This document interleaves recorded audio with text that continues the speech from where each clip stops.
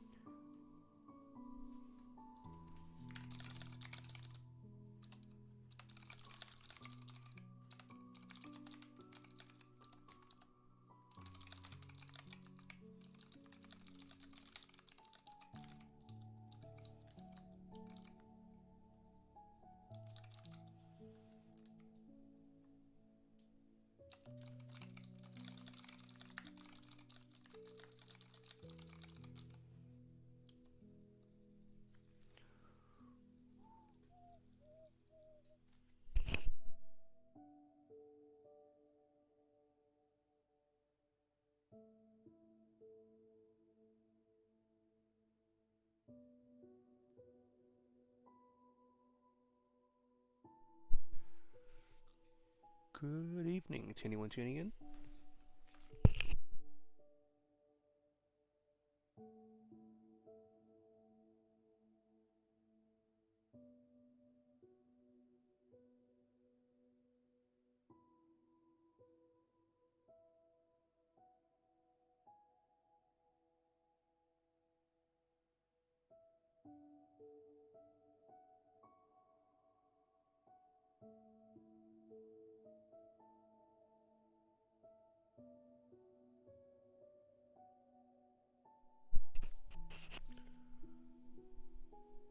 Cool. Since this is going to be recorded, I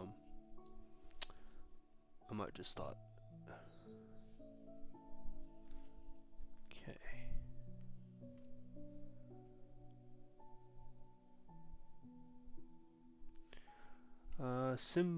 Simbok? Sorry if I butchered your name, mate.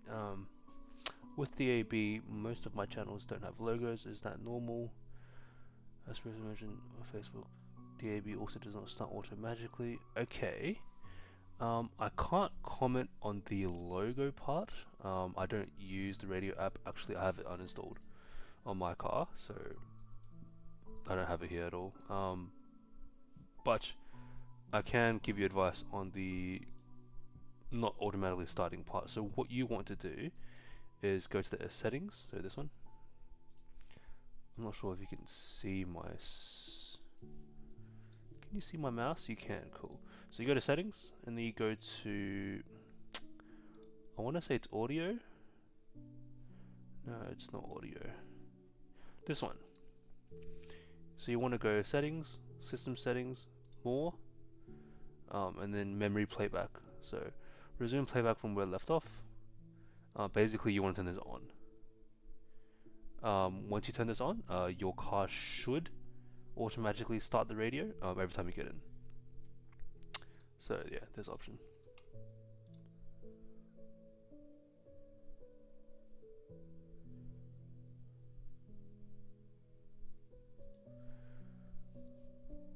Cool. All good. Okay, so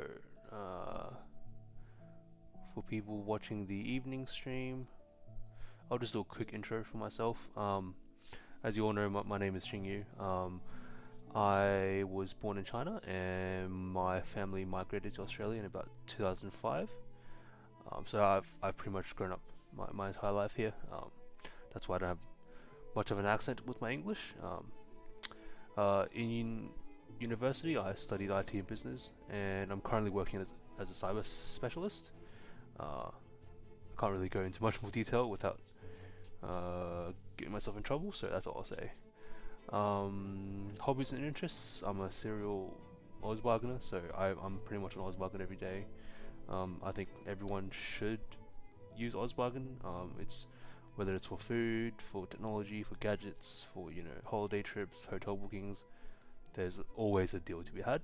So I think it's pretty important, especially given that costs of everything's going up. So it's pretty good to have Ausbargain around. It's a community-focused thing, so it's not corporates posting these things. It's actual people going out and seeing a deal and say, hey, maybe I ought to let everyone else know. So it's a really, really nice community. You should check it out. I believe it's ausbargain.com.au. I also play a lot of video games. So I play shooting games like Counter-Strike and PUBG. I've also played a few racing games more casually. For shooting games, I actually played PUBG competitively for my university between 2017 and 19, I believe. Yeah, so that was really, really good. Really enjoyed it, and won a few tournaments actually. So yeah, that was great. Obviously, me doing this stream, so I have a pretty keen interest in automotive technology. More focused on the user interactive side, so like screens and the interior and all that. So EVs, of course, being a climate conscious person, I think it's pretty important that we switch our petrol and diesel cars to EVs where appropriate. Of course, if you live in the middle of the outback and you're doing 400 or 500 kilometers a day, then yeah, EV is probably not for you. But I think for anyone else, it's should be something that they consider. And good food, because who doesn't like food? Yeah, so that's just a short intro about myself, but obviously we're all here tonight to talk about BYD, so let's get back to the BYD. So I'm using Screen Copy. It's a open source tool that you can find on GitHub. It allows me to basically stream my car back to my PC. This is how I'm showing you guys this on stream. Yeah, okay, so I'll just go through what I have on the home screen. But once again, if anyone has any questions about anything going on tonight, type it in the chat and I'll do my best to answer it. So, obviously the biggest change for my particular car is the theme. As you can see, it looks very, very different to probably everyone else's car at the moment. This is because I have a theme installed, obviously. It's through the BYD Theme Store app. Any apps that I talk about tonight, it'll be in the iCloud Drive link that's in the description of this video. So there's no confusion. All you need to do is click on the link and look for the app. The theme store, I believe it's... So when you install it, it's called various themes. There's quite a few themes to choose from.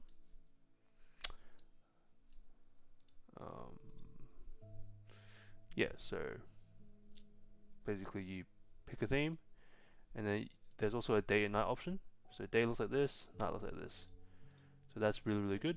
It gives your screen a little bit of customization option, which is pretty cool. The default one is pretty bland, so this is good for anyone that wants to give their screen a bit more character, I guess. The next thing I'll talk about is the side-loaded applications. So as most people may or may not know, you can install applications to your car, any Android application as a matter of fact, because the screen runs Android. So unlike a lot of other brands, let's say Mercedes, BMW, Audi, Mazda, Lexus, they kind of all use Linux. Linux is good, but I think for the end user, which is the people that buy the car, I think Android is way better. It's way more flexible, it's more customizable. Overall, it's more friendly, I think, and easy to use. So because BYD has chosen to use Android, which is really, really good, it gives us the option to install apps we want. So, with that out of the way, there are two things to note when you do try to install apps. First is you need to understand that some apps don't work. Don't work if you install it directly to the screen. So, as an example, Google Maps, YouTube Music. So basically anything related to Google or that might need to use like navigation or something. That's because BYD, being a Chinese company, they don't have access to Google Play services because of course Google is banned in China, so they don't have that. So for these apps, you'll need to use what's called an emulator. I think it's in here. So I use Gbox. Once again, this will all be done in the iCloud Drive link in the description. So don't panic. So yeah, so YouTube Music, and Google Keep Notes, of course. Now some other apps you might ask, okay, well, Discord is not made by Google, Apple Music is certainly not, and so is Twitch. So why have I installed it here? So another benefit. So this is the second point. Is, for example, if you want to use split screen. Sorry, let me just close all this. So some apps don't allow you to be used in split screen. You might have known. You might have noticed.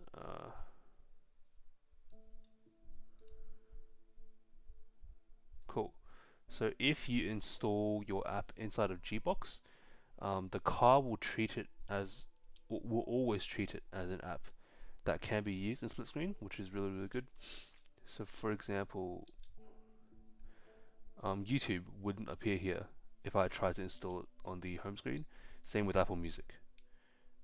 Same with Discord and Twitch as well. So that's the reason why I've installed it in Gbox. Now, when you go inside of Gbox and you install an app, there is one issue where the apps don't appear on your home screen.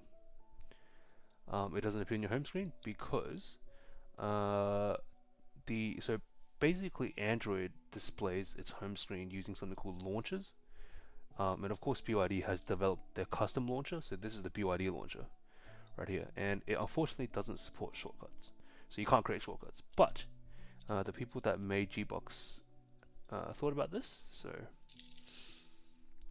if you, instead of going into Gbox, you can go into Gbox. This is the website, by the way, so it's gboxlab.com. If you go to the app availability section, so here, so basically if you install any of these apps, for example, I'll just install something I haven't installed before, so I'll just do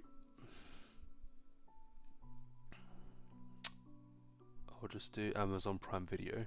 I don't use Amazon Prime Video, so I don't know if this will work, but basically download it. Anything you install on the app availability section will install as a shortcut, but the shortcut links to the Gbox app itself, which is good. So this is the only way to do it at the moment. So most popular apps are on here. If you find that your app isn't, you can send them an email and they'll do their best to try and make it a standalone app. So now it's downloading. So I'll show you guys what I mean first. So for example, if I go into Gbox, you can tap on any of these buttons under the recommended apps to bring up the Play Store, the Google Play Store. Oh, maybe not that one, because I've installed that already. So here's the Play Store, Google, yep. So then you go back and then you search, for example, Amazon Prime Video, right? Video. So I'll just install it here. Install.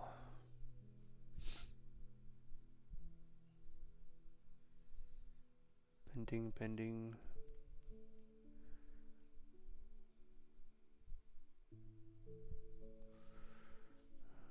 Cool, it's downloading now.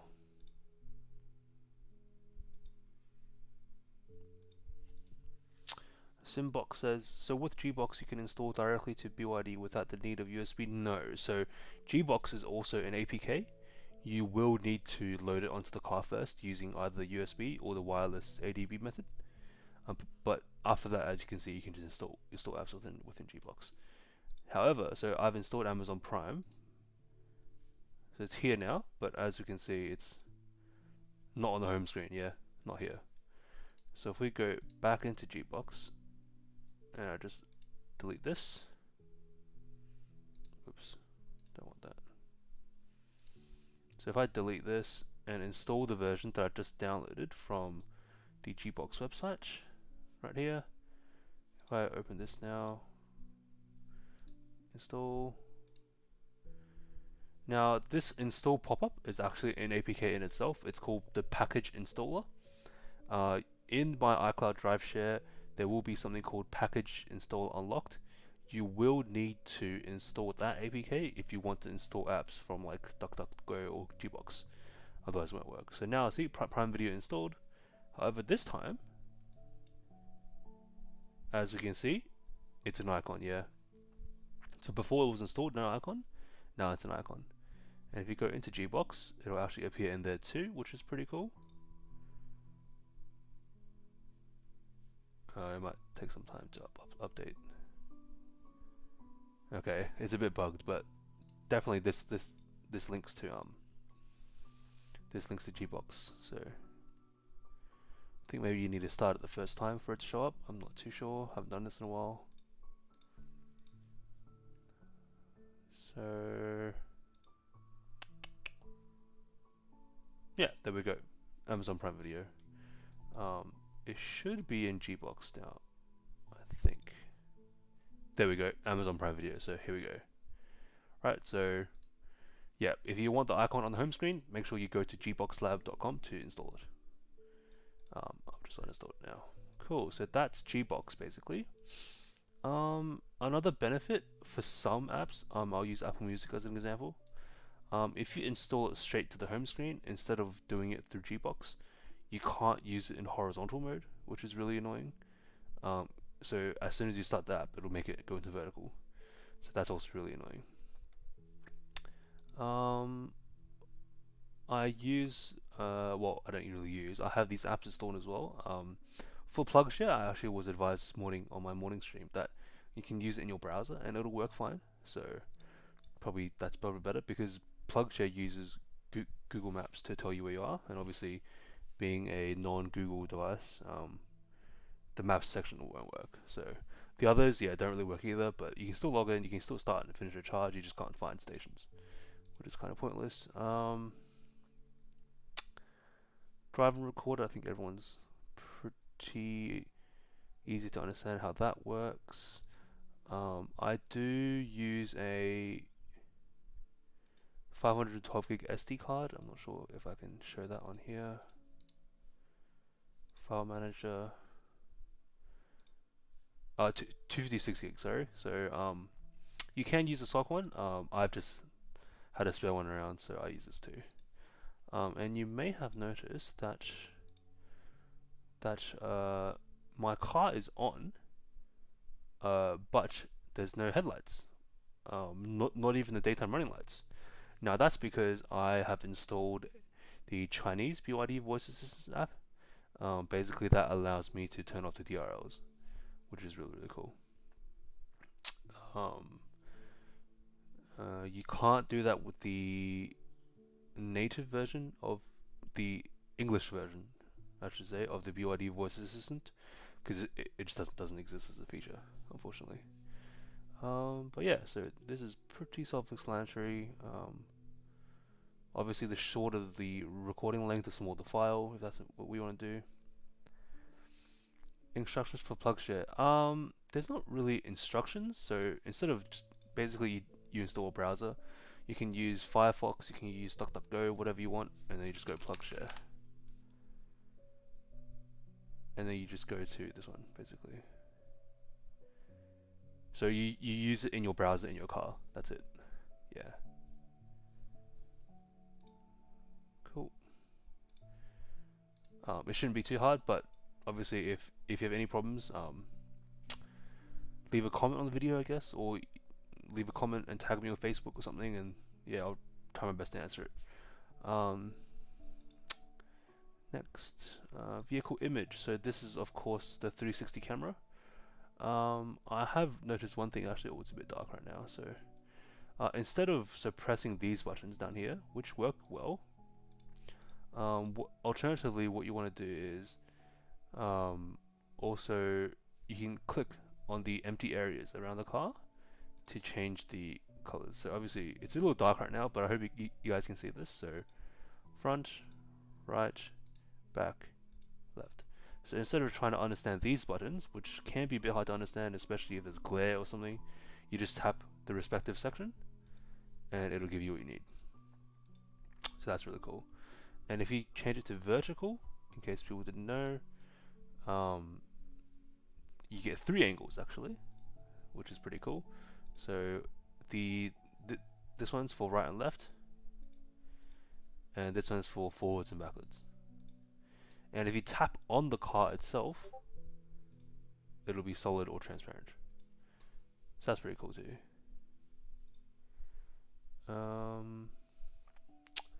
Yeah, that's about all there is to know for the parking app.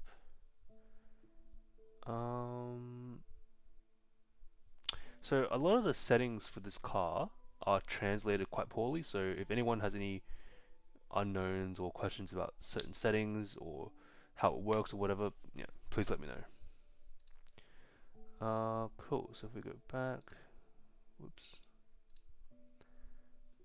I'll just go back to horizontal because it's just a little bit easier to use on the PC. So where were we before?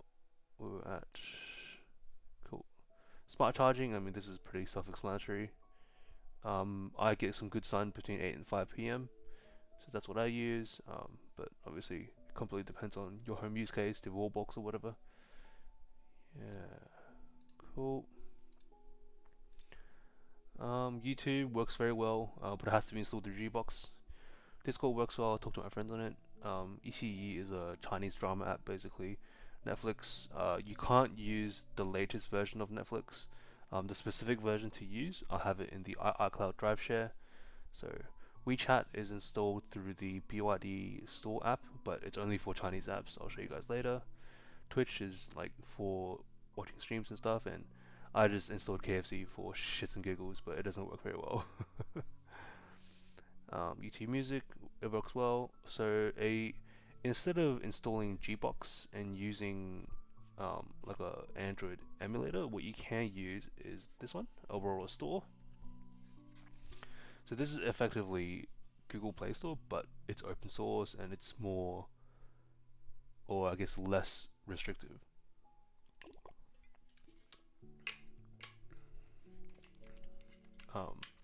In here you can install all kinds of apps you want, and for the apps that you do install, it'll even pick up updates for, which is pretty cool. So we'll use this as an example.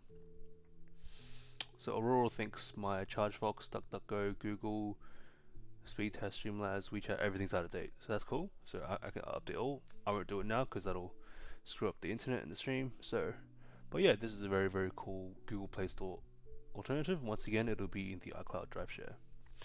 Ross Walters says, a split screen with perhaps maps and camera might be handy.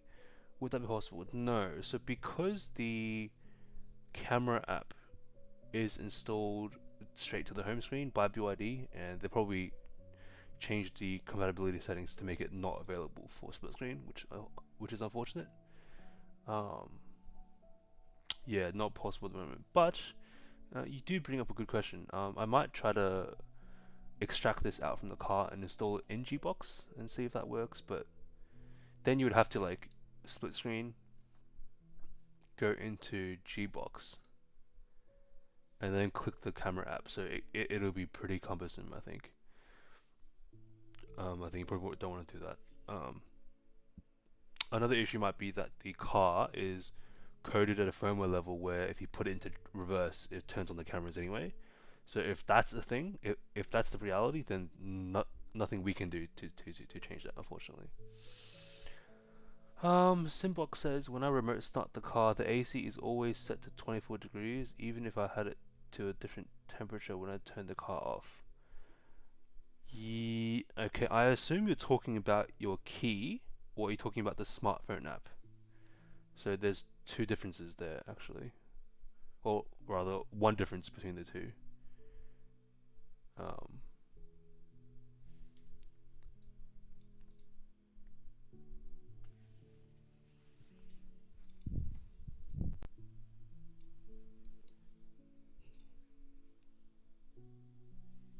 Key, right.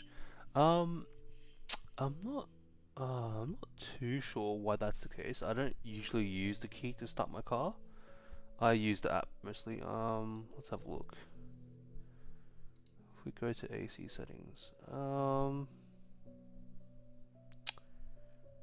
yeah, I'm not sure. I know that in the app, if you set it to a certain temperature, you remote start it, and then you hop in the car, you change it to a different temperature, you turn the car off. The next time you remote start in the app, you have to check the temperature, otherwise it'll be what it was before. So for example, if you use your smartphone app to start the car on 25 degrees Celsius, you get in and you turn it up to 28 degrees, you shut the car off.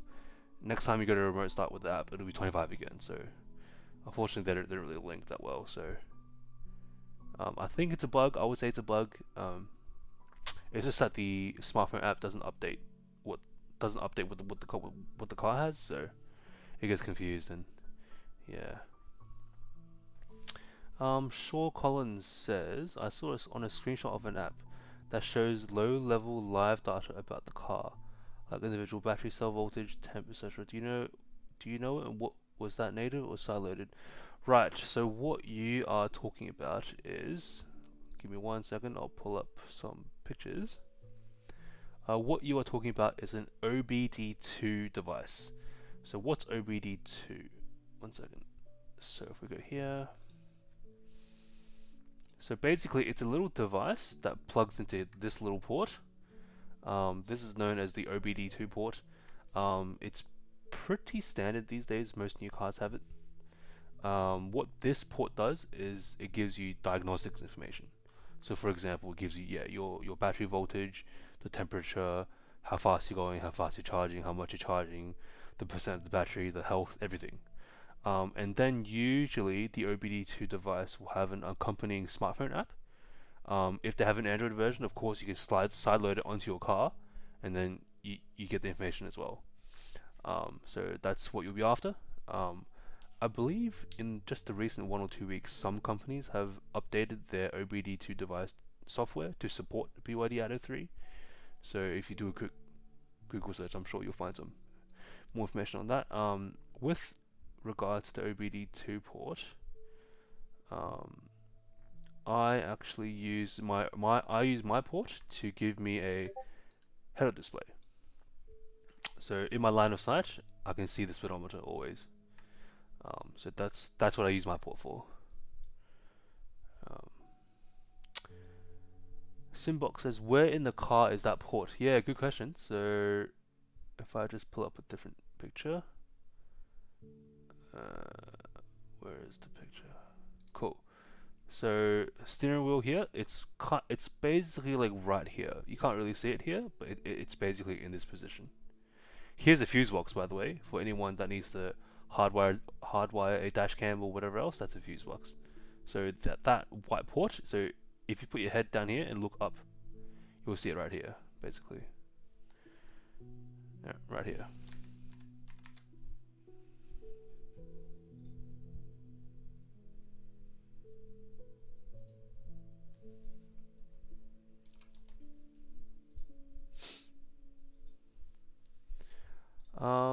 Car scanner. Yeah, I think it was called car scanner.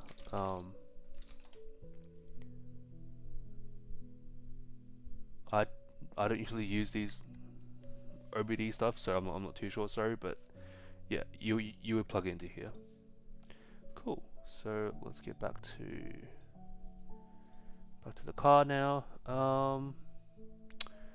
Where were we? Talking about apps. Yeah, DuckDuckGo is my browser. You can use Firefox. You can use Microsoft Edge.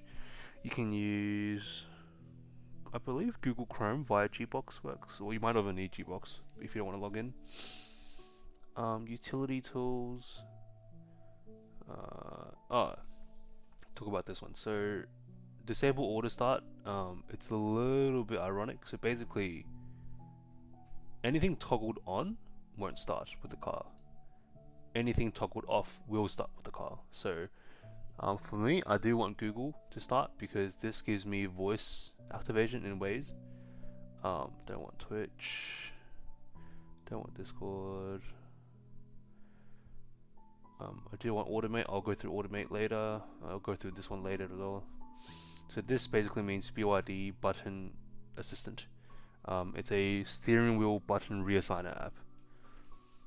Gbox obviously, since I use Apple Music and YouTube Music through Gbox. I don't use voice assistant. Is that what it is? Oh, I should probably turn that back on. So you might notice that I have two voice assistants in this app, in this car. So one here and one here. So this is the English one. Hi BYD. And for any Chinese viewers that might be watching this in the future, this is Xiaodi. So basically this is the Chinese version of the voice assistant. And you can use this to do a whole lot more things. Turn off the daytime running lights, turn off the pedestrian warning. It's very flexible. Plus you can talk to it in Chinese if that's what you prefer. So this is pretty good. That's it for that. Add card I don't really use anymore. I use NextDNS now. I'll uninstall that. Gboard. So instead of using the crappy stock keyboard, where do I go for that? I believe it's here. So this is the stock keyboard, right? So it kind of looks like this. Pretty clunky. You don't see the borders around the keys. I don't really like it. Not a big fan. So what I have installed is Google Keyboard, basically. Gboard. So it's a whole lot more flexible. Right, the keys look nicer. Plus you get to do swipe type. So G and then Google Keyboard. Right, so that's really cool. You can't do it on the stock one. You get numbers as well without having to press a long press. So that's really cool. But most importantly for me, it can do Chinese. So I'll do ritual, which means sunrise. So that's cool, right? Highly recommend you use Gboard. Once again, the app is in the iCloud Drive share in the description of the video. So everything's there in case anyone missed out. NextDNS, this basically blocks ads and stuff coming to and from your car. Also stops some analytic connections, so saves on data use as well, privacy, security, all that. So highly recommend people get this. Yeah, that's pretty good. Gbox voice search. So this basically just gives you a voice command for Google Maps or Waze if you use those. And that's it for that. Touch task, you don't really need to know what this does. It's basically just an application that runs in the background. It's mostly used for this app. Do excuse the Chinese. The person who created this is of course Chinese, and I tried to negotiate whether I could, work with him and make a translation so that English viewers, English people can use the app also. It's a very, very cool app. So I'll just do a quick translation. I'll make this bigger so people can see.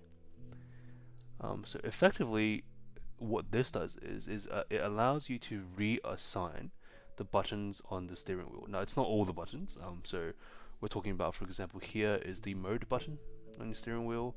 Single press, double press. This one is the next or previous song. So next song, previous song, next song. This one is the screen rotation button. So single press, double press, long press. This is the voice activation button. So single press, double press, long press. This is the mute button, single press. I have it changed to play and pause. So instead of muting the music and still allowing it to play, I have it pause the music, which makes more sense, right? So you can make it so when you put it into drive, park, or when you start the car, do an action. Like for example, when you put it into Drive, I don't know, play a certain song, or if you put it to Park, play a certain song, or close an app, or close all apps, or whatever you want to do, right? So, and then you can also attach a sound effect to a car action. So, put into Drive, play a music file. If you indicate left, indicate right, or use your hazard lights or whatever. So very customizable, very cool. Because the developer is not willing to translate this to English, I think I might just do a Simbox says, with button allocation on the right side of the steering wheel, allows you to switch to the next radio channel. Scroll backwards. I would assume you just use the left arrow button. I'm not sure. I'm sure if you can use the left arrow button, wouldn't that take you back to the previous channel? I'm not sure. Sorry, I don't really use the radio channel. Sean says, are there any warranty issues with side loading? In particular, next DNS, assuming BYD won't overly like missing on car data. Yeah, so next DNS doesn't like specifically target things leaving the car or leaving your device per se.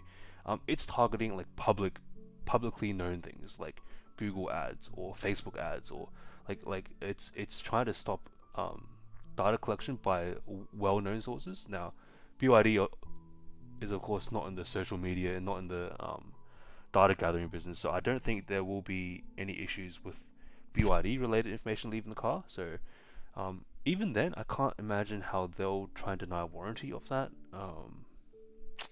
I guess if you unplug a particular sensor, like a actual the physical cable, that might cause some issues when you want to claim something related to that. I'm not too sure, but yeah, I can't think of why it would.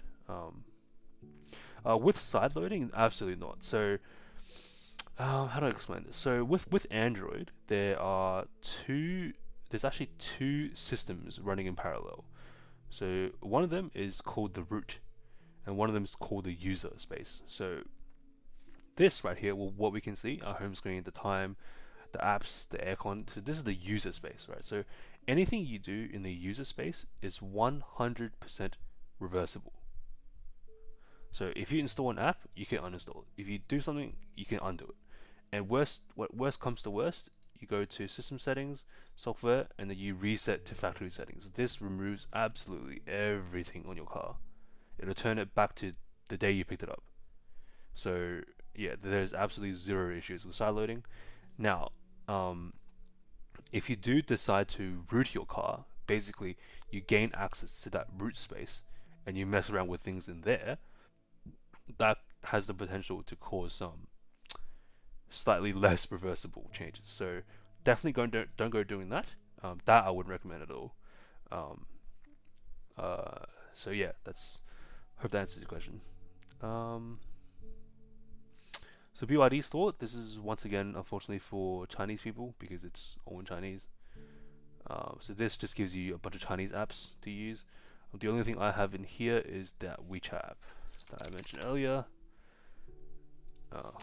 Probably ought to search the Chinese version of it.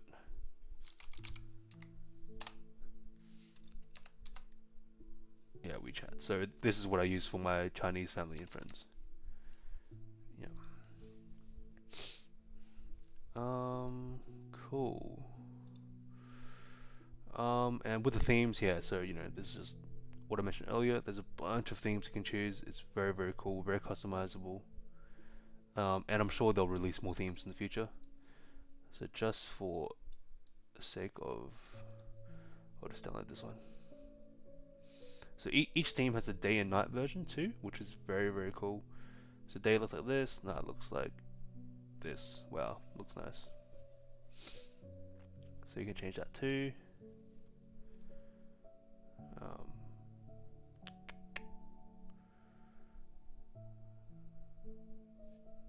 Cool. There we go. Nice. Looks pretty clean actually. Very very classical, very retro. Looks nice. Cool. Next one is automate. This is not incredibly useful, but I have it basically. I've written a small script to have the program capture when the car starts and when it starts to start YouTube music, because that's the music player of choice with me. But Automate has a whole host of functions.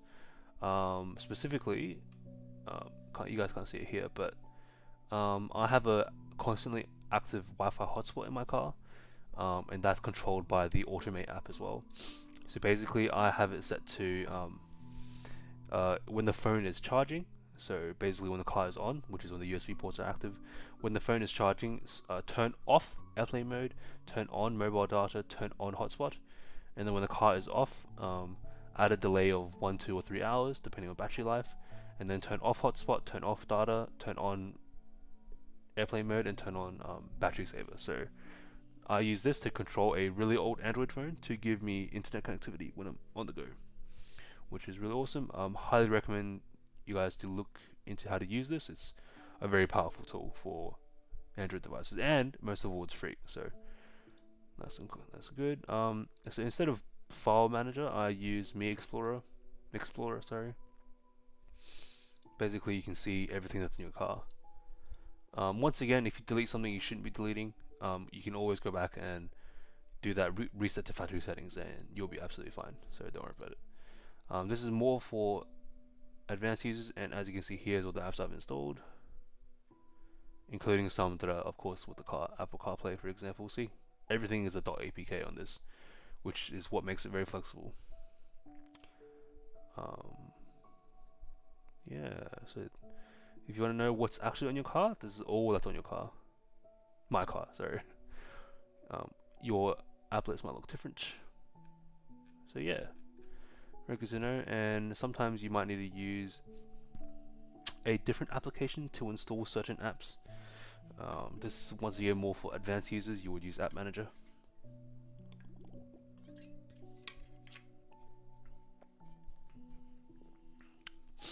So this is a bit more of a advanced user type of thing.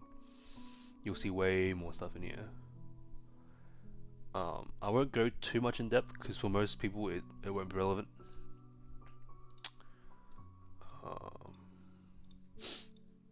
Cool. Apple Music and Waves, pretty self-explanatory.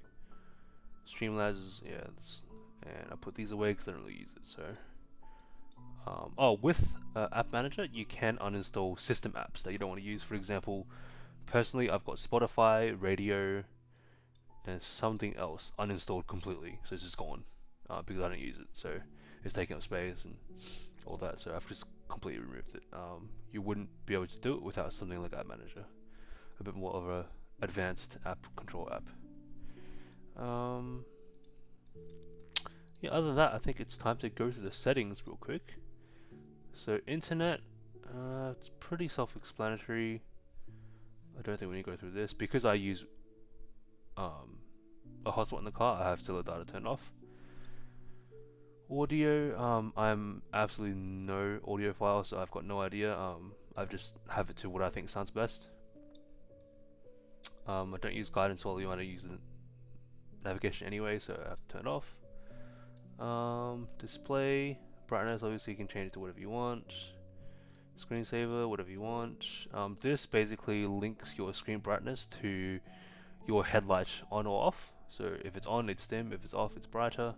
I have it linked. Obviously, light or dark, that's up to you. I prefer dark because it's easy on the eyes.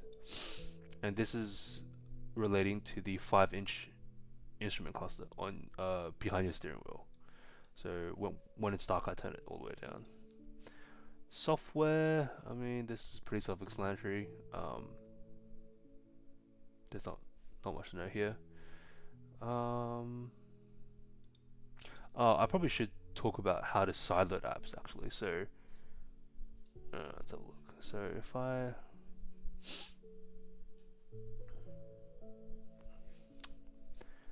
so the official instructions, I'll just pull it up in the document here. So if I change it back to this,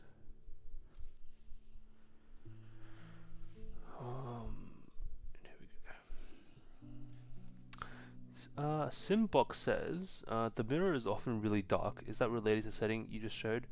I assume you're talking about the interior rearview mirror. Unfortunately for our cars, it's an automatic thing. So if you want to disable it, you have to take off the mirror housing and unplug the cable, which is the only way to do it, unfortunately. In China, I believe the car comes with a manual toggle that you can toggle on and off, but for our cars, unfortunately, not. You can't do that. So with side loading, you want to have a USB formatted to FAT32 or exFAT, I believe it's called. exFAT works too. And then inside of the USB, you have a folder called third-party apps. And then inside of that, you just copy all the APKs you want. And then you just plug in the card to the USB-A port. It has to be USB-A. You can't use any of the USB-C ports. It has to be the USB-A port at the front below the wireless charging pad. That's the only one that works. Once you plug it in, the screen will pop up with a request for password. If you are on version 1.5 OTA, the password is BYD 6125F. Okay, BYD 6125F. If you haven't updated to version 1.5 for whatever reason, the password is 20211231. And then you can just select whatever you want and install it. Easy as that. Yeah, and using the USB method, you can sideload something called wireless ADV enabler. This allows you to then connect the car with your Android or iPhone device. And then you can use EasyFire tools for Android or ATV tools for iPhones to sideload apps using your phone. So this is personally what I do. I have an iPhone, so I use ATV tools. You basically connect to the car using the local IP address. There is an instructional video on the product page itself, so it's all pretty self-explanatory. Yeah, so basically you enable wireless ADB first, be on the same Wi-Fi network, and then use ATV tools or EasyFire tools to install the apps, which is pretty cool. Yeah, that's a short introduction. I've posted about this numerous times in basically all of the BYD Australia Facebook groups, so if you have any questions, go look up my posts for further in-depth information. Let's go back to here. Ross Walters says, after the last update, the screen doesn't auto-change between light and dark. Okay, you're probably talking about this one, auto, right? So, how do I explain this? There is a bug, or it's not really a bug, it's more like a feature that's poorly designed. The way it works is, it's trying to determine whether you need to be in light or dark based on the time of day instead of the headlight status, which obviously sounds ridiculous. So what happens is, if, for example, if the car thinks sunset is at, I don't know, 5 p.m. and you get home and you turn the car off at like 4:40 p.m. and then you get in the car again at like 6 p.m. Sometimes the car's data might not update properly, so it still thinks you're roughly at 4:40 p.m. So the screen won't change to dark, which is pretty annoying. So same story if you park at home at, say sunset is 5 and you park at home at 8. The car thinks sunrise is at 6, but you start driving at 5:30, so it'll just be stuck in dark or light or whatever. So I have no clue whether they're even looking to this. I hope they are. Yeah, sorry, I don't have more information, but in the meantime, I can recommend just leaving it dark or light. Yeah, I think it's a feature that's poorly executed, but it could very well be a bug. But yeah. Cool. We'll move on to apps. There's not much to know here. It just gives you a list of all the things you have installed. Storage as well, not too useful. Security, not too useful.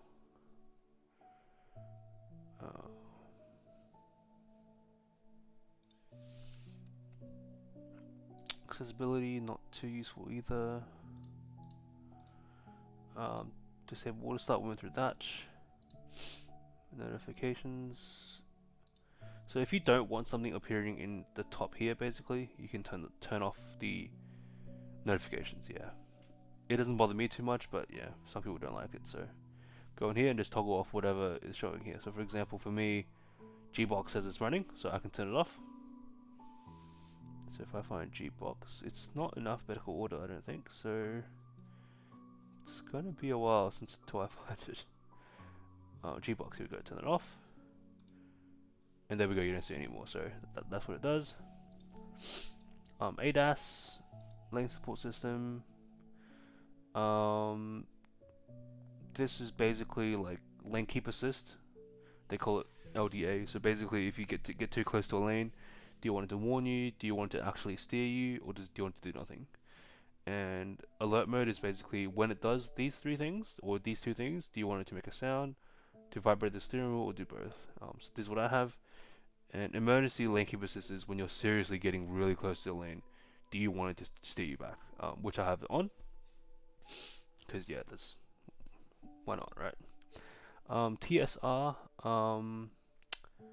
So intelligent speed limit control. So this is very, very vague and it doesn't explain it very well. So basically what this does is it changes the set button on your steering wheel to make it set your speed to the current speed limit. So basically if you drive 60 and then you go onto an on-ramp, obviously the car will see that the highway speed is 100. You press set, it'll go to 100 straight away. However, there is an issue with this. For example, if you're driving on the highway and a parallel road next to you, so a smaller road, has like roadworks or something, and the speed limit is 40, and the car picks it up, if you then accidentally hit set, your speed will go from 100 down to 40 when you're still on the highway. So that's the reason I have this turned off. It works very poorly because TSR doesn't pick up the right speed limit sometimes. I recommend you guys not to use this either. Just keep it off. And then so this is actually mislabeled. So this should be ISLC. So it's for this feature. Basically, you can make it so if the speed limit is 100, go 105, go 110, go 95, 90, go 90, for example. But because this is turned off, this has no function. Cool. High beam assist. That's pretty self-explanatory. Yeah. Cool. Active safety. I recommend leaving all this on. This is pretty important. Critical car safety stuff, right? Blind spot monitor. All this. So. Ross Walters says, "Do you know how the seats detect if someone is sitting there? It can't just be weight, as I have had a heavy suitcase in the backseat and the warning sound doesn't go off." That's a good question. Typically, it's a few sensors on the back of the seat. Sorry, not on the back of the seat, like on the seat itself.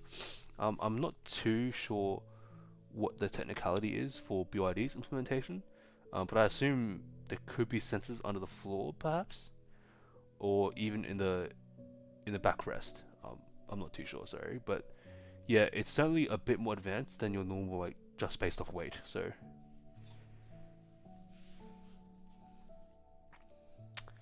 Parking assist, yeah, that's pretty standard.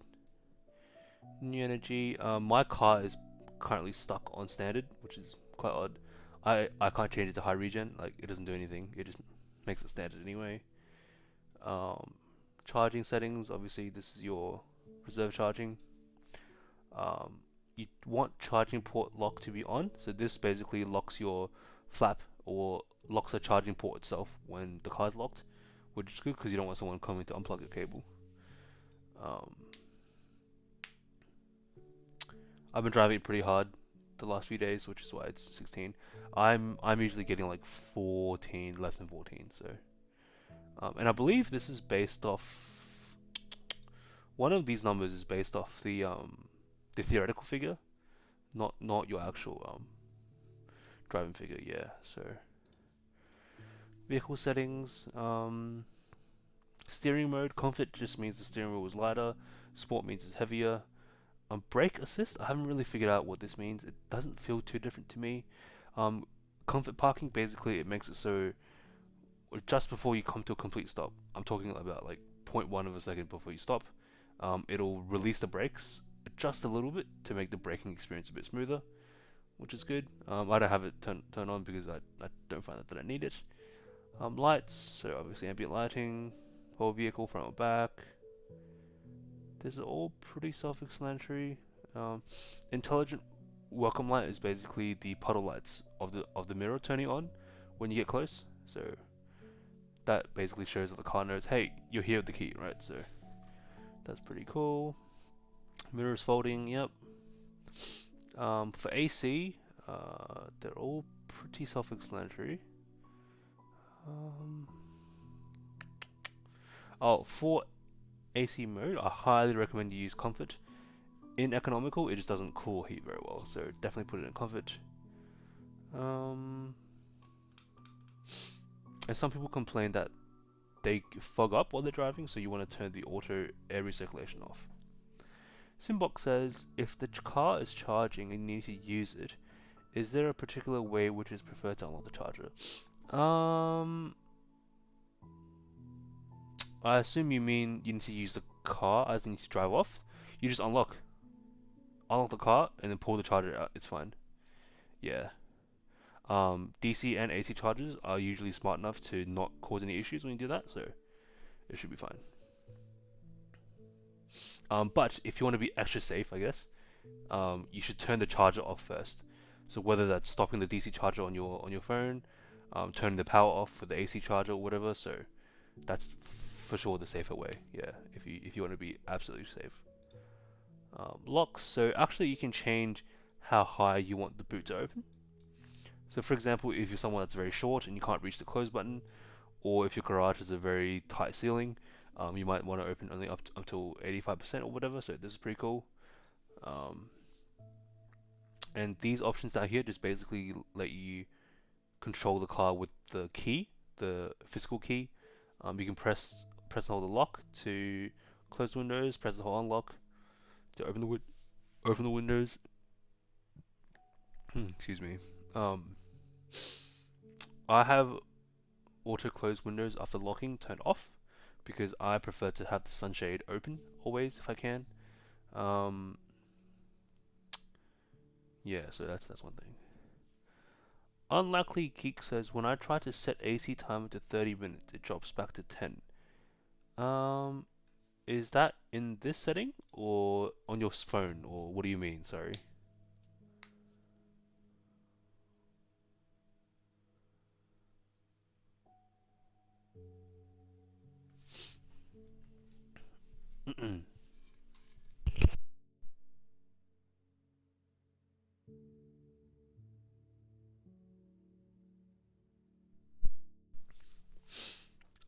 Yeah, I'm not sure why it does that. Perhaps. Let me test. Perhaps on your phone, it's related to your phone, maybe. Let me just try now.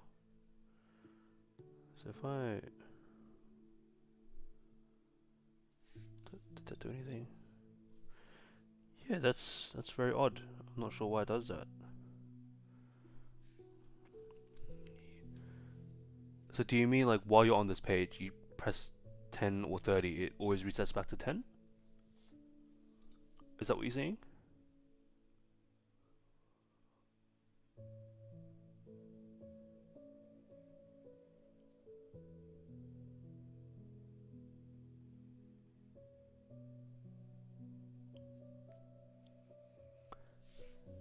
Yeah, that sounds very odd. Have you tried going to system settings, software, and then resetting to factory settings?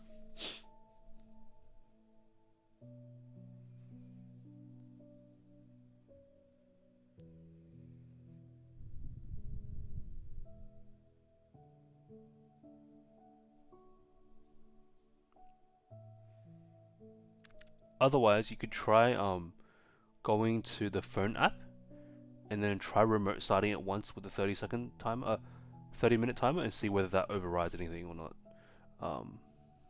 I believe the AC setting, this one, only affects if you remote start with the key. I was talking about whether you've done a reset to factory settings here, and if you did, whether it helped.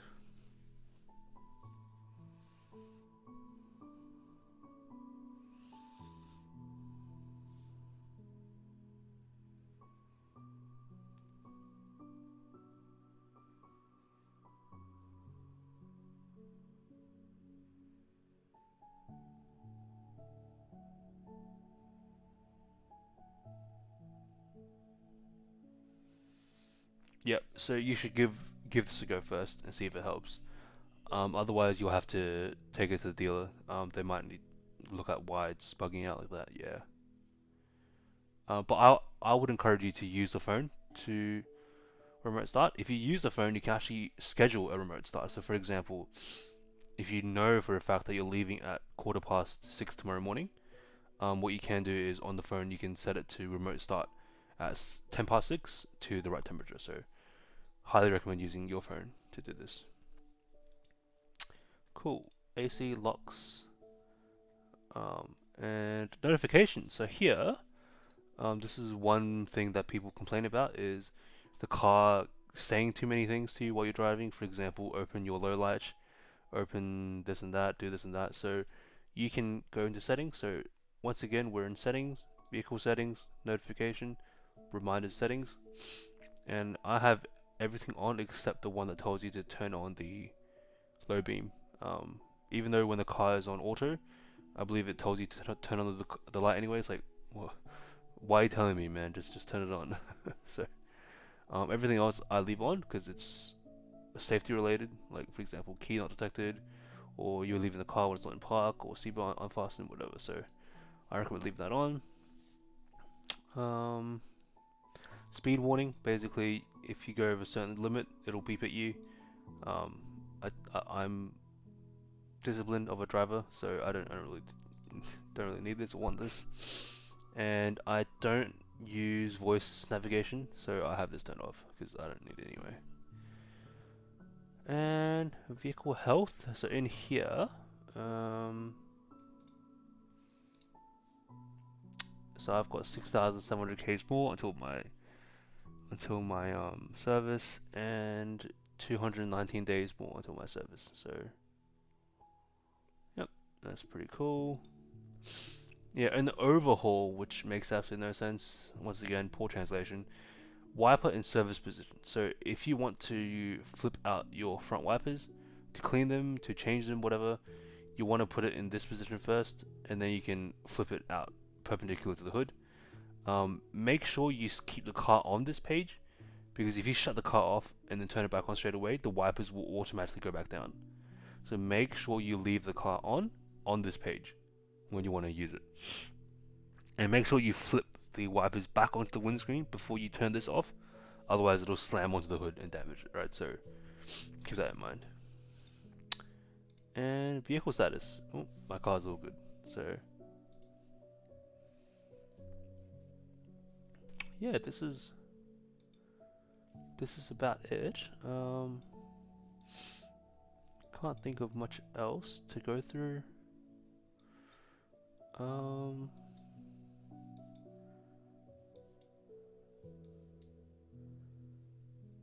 Yeah, that's about it. So if anyone's got any questions, let me know. Otherwise, I'll be wrapping up the stream.